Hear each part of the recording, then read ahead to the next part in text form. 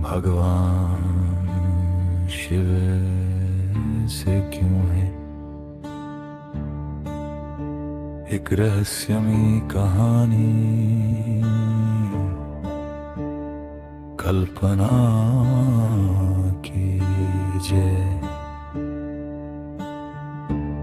हिमालय की बर्फीली रात, चारों ओर घना अंधेरा, एक छोटा सा बालक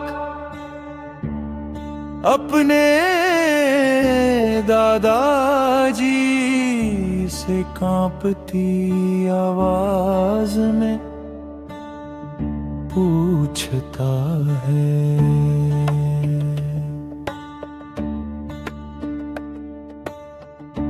दादाजी, बाकी सभी भगवान सोने के मुकुट पहनते हैं, लेकिन शिव जी के शरीर पर तो केवल भस्म है। उनके गले में सांप है, उनके साथ भूत प्रेत है, और वे रावण जैसे असुरों को भी वरदान दे देते हैं। आखिर ऐसा क्यों? दादाजी मुस्कुराए। उन्होंने आकाश की ओर देखा और बोले, बेटा, अगर तुम शिव को समझ गए तो पूरी जिंदगी समझ जाओगे। उस रात दादाजी ने जो कहानी सुनाई, उसे सुनकर उस बच्चे की आंखों में आंसू आ गए,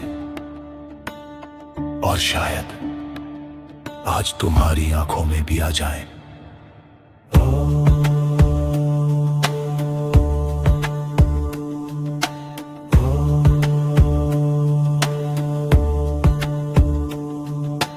बहुत समय पहले, जब संसार में हर कोई सुंदर था, धन और शक्ति के पीछे भाग रहा था, तब कैलाश पर्वत पर एक ऐसा योगी बैठा था जिसे न सोने की चाह थी, न महलों की, न राज सिंहासन की। वो अपने शरीर पर केवल भस्म लगाए ध्यान में लीन रहता था। एक दिन देवी पार्वती ने मुस्कुराकर पूछा, स्वामी, पूरी सृष्टि आपकी पूजा करती है, फिर भी आप राजा की तरह क्यों नहीं रहते? भगवान शिव मुस्कुराए। उन्होंने अपनी हथेली में थोड़ी सी भस्म उठाई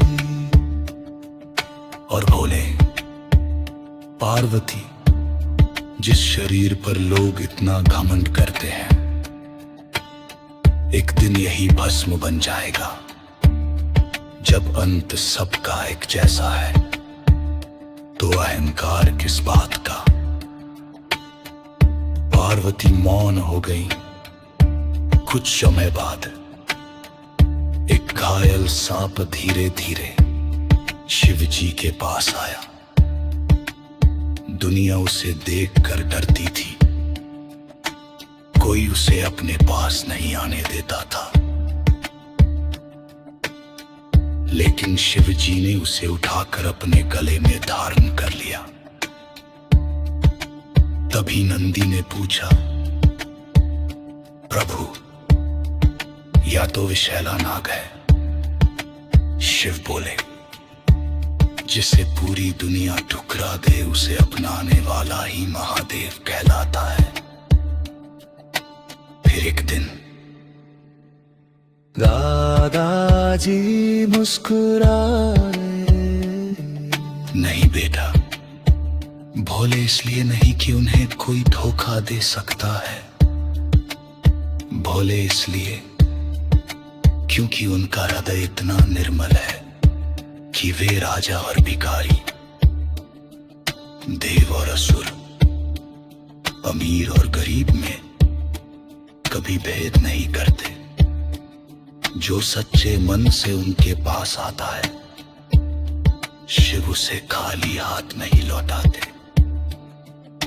दादाजी ने अंत में कहा, याद रखना, शिव हमें अमीर बनना नहीं सिखाते, वे हमें इंसान बनना सिखाते हैं। भस्म हमें अहंकार छोड़ना सिखाती है, सांप हमें अपने डर पर विजय पाना सिखाता है, नंदी धैर्य सिखाता है, और भोलेनाथ का चीहा हमें सिखाता है कि प्रेम और करुणा से भरा कोई कर्म में। उस रात मस्जिद में पहली बार सब्जी की मूर्ति को भगवान ने मुंह की किसी पिता की तरह देखा, जो कभी किसी को घबराते नहीं।